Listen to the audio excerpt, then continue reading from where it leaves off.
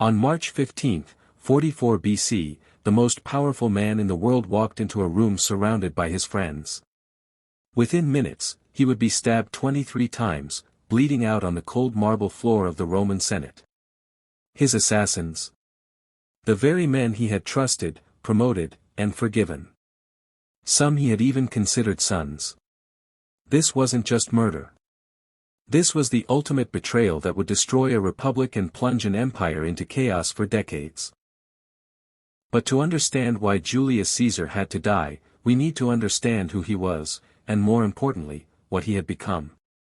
Gaius Julius Caesar wasn't born an emperor. He was born into chaos. Rome in the 1st century BC was a republic tearing itself apart. The streets ran red with political violence. Rival generals commanded personal armies. The Senate, once the symbol of Roman democracy, had become a den of corruption and backstabbing. Into this world stepped Caesar, a man who would master the game better than anyone before him. By his 30s, Caesar was already making powerful enemies. He was brilliant, charismatic, and dangerously ambitious. While other senators played it safe, Caesar took risks. He borrowed massive amounts of money to fund public games and win popular support. He formed political alliances that would have been unthinkable years before. And most importantly, he understood something his rivals didn't. In Rome, real power didn't come from the Senate chamber. It came from the legions. In 58 BC, Caesar did something that would change everything. He secured command of Roman legions in Gaul, what we know today as France.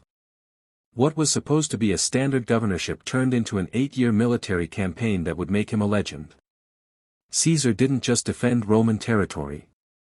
He conquered it, expanding Rome's borders to the Atlantic Ocean and even crossing into Britain. His soldiers worshipped him. The Roman people adored him. His enemies in the Senate? They were terrified. Because with every victory, Caesar was becoming more than just a general.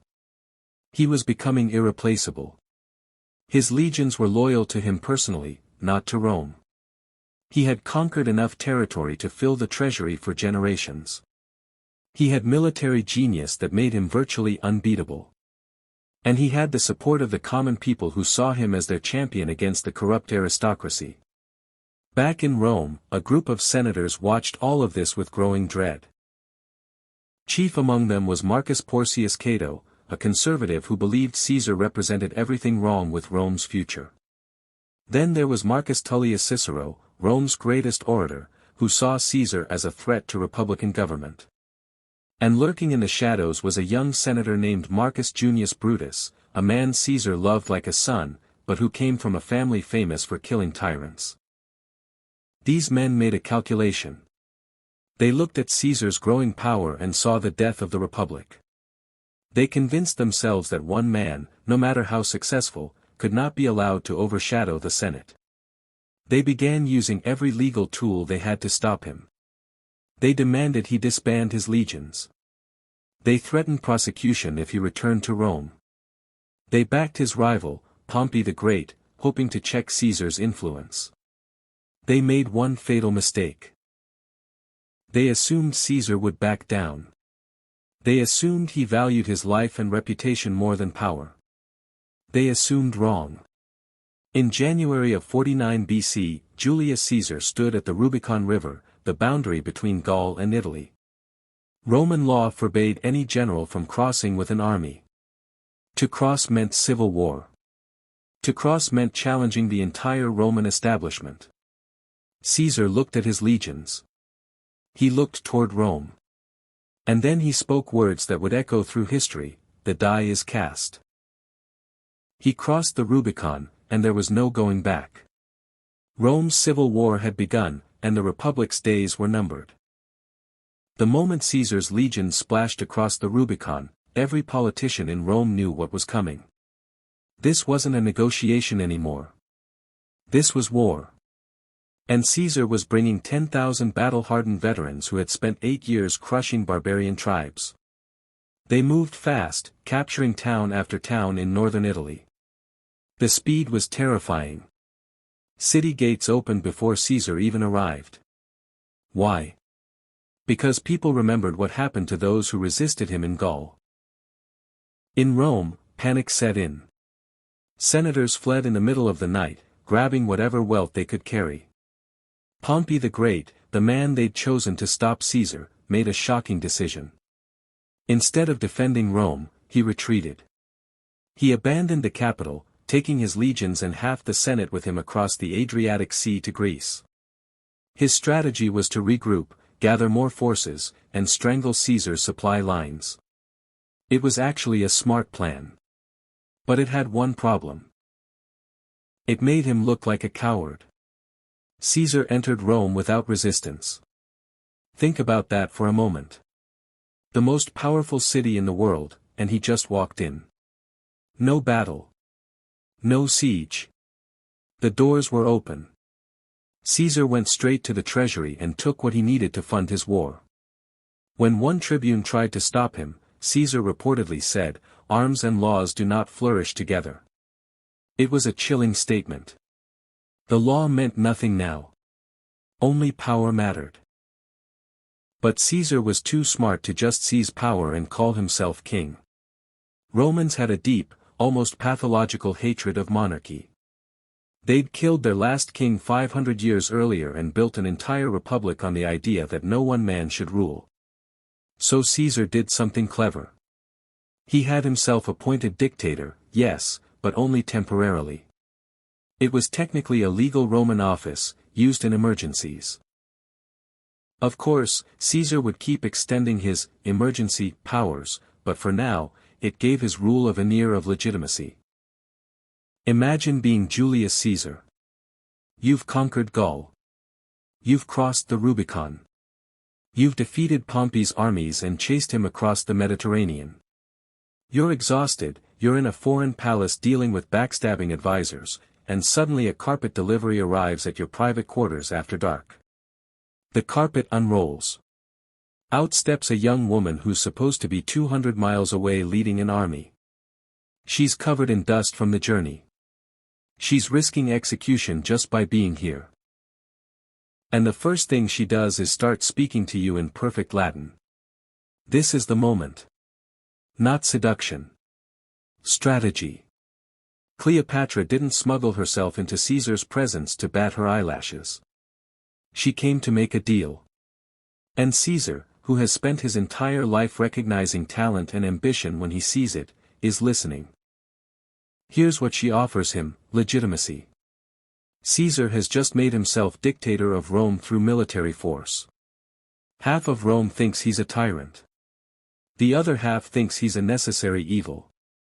But if the Pharaoh of Egypt, descendant of Alexander the Great's general, publicly allies with him, that's not conquest. That's diplomacy. That's the ancient world recognizing his authority. Here's what he offers her: survival. Roman legions. The military backing to crush her brother's coup and reclaim her throne. Caesar doesn't particularly care who rules Egypt. He cares that whoever rules it pays Rome and keeps the grain shipments flowing. Cleopatra can do that. Better yet, she's competent enough to do it without constant Roman oversight. It's not romance. Not yet. It's two calculating minds recognizing that they can use each other. The alliance forms that night. Her brother's advisors realize what's happening too late. The conspirators settled on a date, March 15, the Ides of March. The location, a Senate meeting at Pompey's theater complex. It was perfect. A Senate meeting meant Caesar would be there without soldiers. The enclosed space meant he couldn't escape.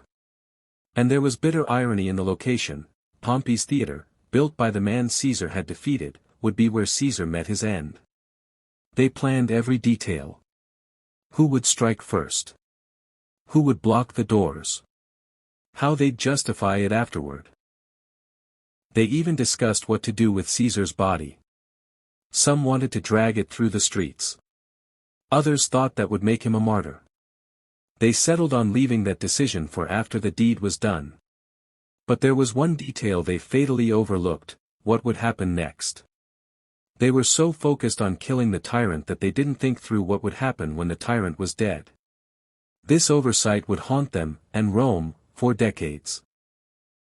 The night before the Ides of March, Brutus barely slept.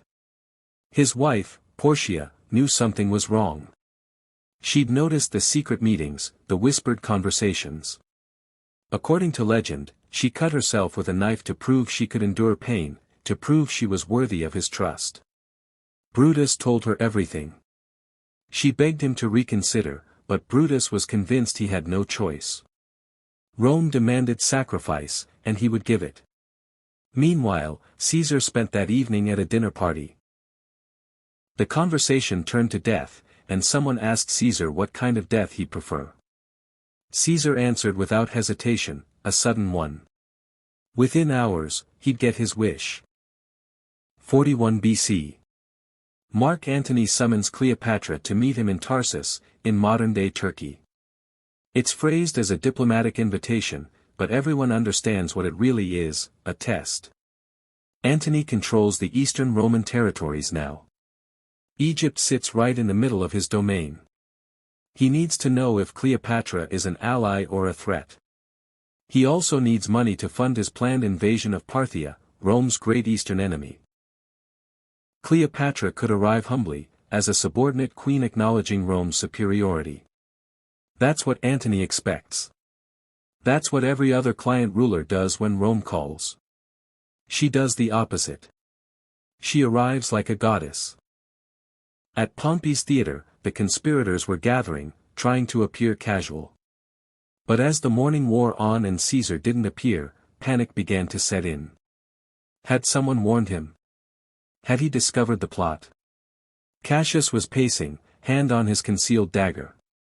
If Caesar didn't come, should they rush to his house? But that meant facing his household guards. The conspiracy was unraveling before it even began. Then Decimus Brutus arrived at Caesar's home. Decimus was one of the conspirators, but he was also one of Caesar's most trusted friends. Caesar had even named him in his will as a secondary heir. Decimus found Caesar preparing to cancel the Senate meeting, and he did something extraordinary. He mocked him. What will people say? Decimus laughed. That mighty Caesar is afraid of his wife's dreams? That the conqueror of Gaul cowers at shadows? He reminded Caesar that the Senate was planning to offer him the title of king for territories outside Italy. Will you really let them down because of a nightmare? Caesar's pride won out. He agreed to go.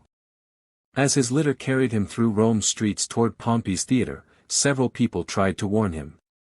A philosopher named Artemidorus had written down the entire conspiracy plot and tried to hand Caesar the document. Read this immediately, he urged, it concerns you vitally. But Caesar was surrounded by well-wishers and petitioners, all trying to get his attention. He took the document but never read it. It was still in his hand when he died. Another warning came from a soothsayer who'd previously told Caesar to beware the Ides of March. As Caesar passed him on the street, he joked, the Ides of March have come. The soothsayer replied darkly, yes, but they have not yet gone. Caesar laughed it off and continued on. He was walking into a trap, and he had no idea. None of it has to be true. It just has to be believable. And Romans, who've always feared and envied Egypt's wealth and ancient culture, believe it. Cleopatra becomes the monster in Roman nightmares. The foreign temptress destroying Roman values. The Eastern despot threatening Western civilization. The propaganda works. When Antony officially divorces his Roman wife, Octavian's sister, to formally recognize his partnership with Cleopatra, Octavian has the ammunition he needs. He declares war. Not on Antony, his fellow Roman. On Cleopatra, the foreign threat. But everyone knows the truth. This isn't about Egypt threatening Rome. This is about two Roman men fighting for total control, and Cleopatra is caught in the middle of their war. The winner takes the entire Mediterranean world. The loser loses everything. And Cleopatra has just bet Egypt's survival on the wrong man. Then Cimber grabbed Caesar's toga and yanked it down from his shoulder. It was the signal. Casca struck first, stabbing at Caesar's neck, but he was nervous and the blow was awkward, more of a scratch. Caesar spun around, furious, and grabbed Casca's arm. "Casca, you villain, what are you doing?" he shouted. For a brief moment, there was confusion. Had the conspiracy failed? Then the others struck. One dagger, then another, then another.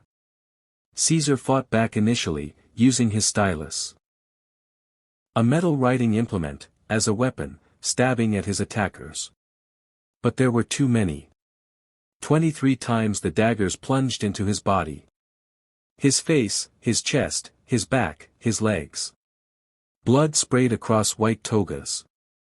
Senators not part of the conspiracy scrambled away in horror. The conspirators themselves were in a frenzy now, some accidentally stabbing each other in the chaos. Caesar stumbled, blood pouring from multiple wounds. Through the crowd of attackers, he saw Marcus Brutus, dagger in hand, moving toward him. Ancient historians recorded his final words differently. Some say he said nothing. Others claim he spoke in Greek, Kappa Alpha Sigma, Tau Kappa Nu Omicron Nu, Chi Su, Technon, you too, child. The famous Latin phrase, et tu, brute, probably came later. But the sentiment was real. Brutus, the man he loved, the man he trusted above almost all others, had betrayed him. Caesar stopped fighting. He pulled his toga over his head, either to die with dignity or so he wouldn't have to watch Brutus strike. He collapsed at the base of Pompey's statue, his blood pooling on the marble floor. The Senate chamber fell silent except for Caesar's final breaths. The most powerful man in the world was dying, killed by the very men he'd forgiven, promoted, and trusted. It had taken less than 5 minutes from first strike to final breath. The conspirators stood there, covered in blood, some their own, staring at what they'd done. Caesar's body lay crumpled and broken, 23 wounds marking his flesh. They'd killed the tyrant. They'd saved the Republic. Or so they thought. They had no idea that they'd just started a chain of events that would destroy the Republic forever and plunge Rome into decades of civil war. The real chaos was just beginning. For several seconds, nobody moved. The conspirators stood frozen, daggers still in their hands, staring at Caesar's corpse. This was the moment they'd planned for months, and now that it had happened, none of them knew what to do next. The silence was broken by screams. Senators who weren't part of the conspiracy fled in terror, stumbling over benches, trampling each other to escape. They didn't know if the conspirators would kill them too. Rome's leadership scattered like frightened children, leaving the liberators alone with their dead dictator. Brutus tried to address the remaining senators, to explain what they'd done and why. "People of Rome, we have killed a tyrant," he shouted. But the chamber was nearly empty. Those who heard him didn't stop to listen. They ran.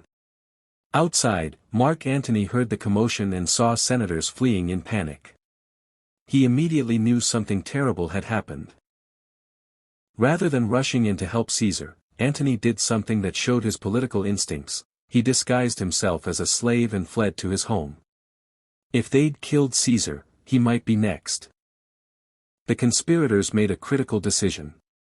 They would march through Rome, daggers held high, shouting, "Liberty," and, "The tyrant is dead." They believed the people would celebrate, that Romans would see them as heroes who'd saved the Republic. They were catastrophically wrong. As they walked through the streets, people didn't cheer. They stared in horror. They whispered. They hid. Some wept openly.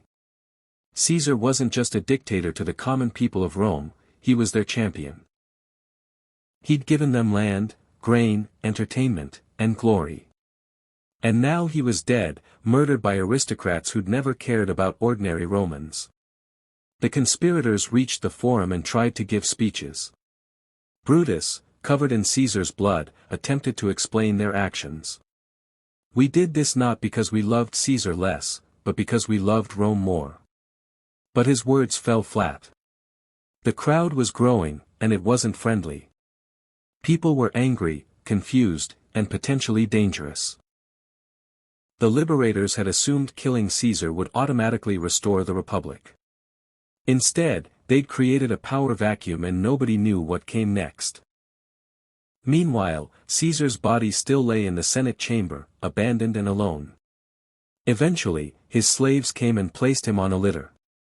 As they carried him through the streets toward his home, something remarkable happened. People began to follow. Silently at first, then with open weeping. By the time they reached Caesar's house, thousands had gathered. They weren't celebrating liberation. They were mourning a fallen leader. The conspirators watched this from a distance with growing dread. They'd miscalculated everything. The next 72 hours would determine Rome's future. Mark Antony, Caesar's closest ally, emerged from hiding and did something brilliant. He negotiated with the conspirators, pretending to consider their position. He convinced the Senate to grant them amnesty, no prosecution for Caesar's murder. In exchange, Antony got something crucial, permission to give Caesar's funeral oration. The conspirators agreed, thinking the matter was settled. It was a fatal mistake. On March 20th, Caesar's funeral became the turning point. His body was displayed in the Forum, and Mark Antony took the speaker's platform. What happened next was a masterclass in political manipulation. Antony didn't attack the conspirators directly. Instead, he read Caesar's will aloud. Caesar had left money to every Roman citizen and donated his private gardens to the public. The crowd murmured with emotion. Then Antony held up Caesar's bloodied toga, pointing to each tear where a dagger had struck. See where Cassius stabbed him. Here is where Casca wounded him. And this is where Brutus struck. The effect was electric. The crowd's grief turned to rage. Where are the murderers? They shouted.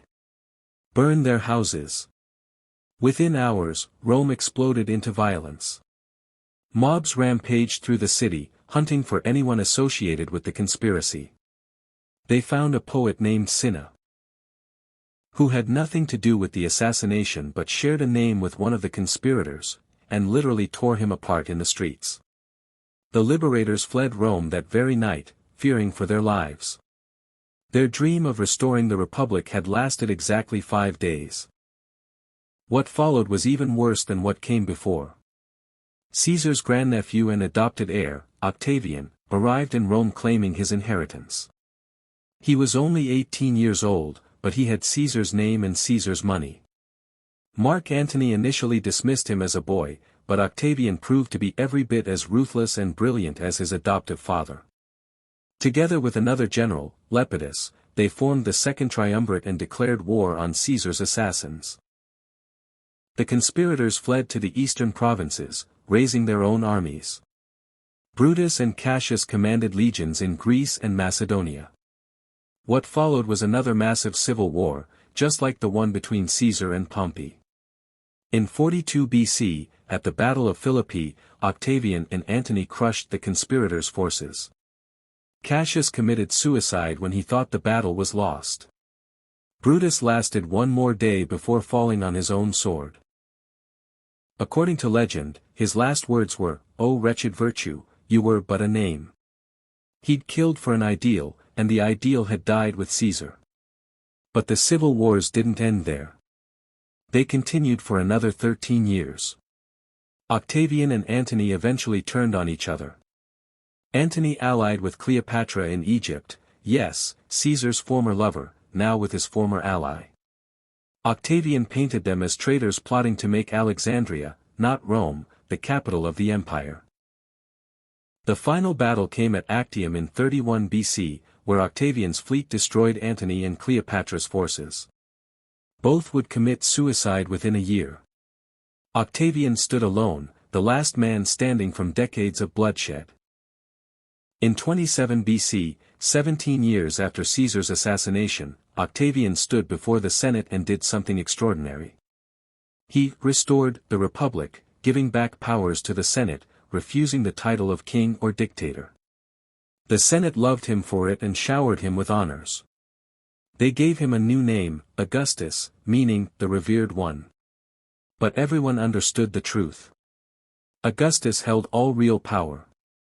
He commanded the armies. He controlled the treasury. He chose his successor. The Republic was dead. Rome was an empire now, and Augustus was its first emperor. The conspirators had murdered Caesar to save the Republic from one-man rule. Instead, they'd guaranteed it. Caesar had been a dictator, yes, but he'd shown some restraint, some connection to republican traditions. The civil wars that followed his death were so traumatic, so devastating, that Romans eventually welcomed the stability of an emperor. They traded freedom for peace, and they never got their republic back.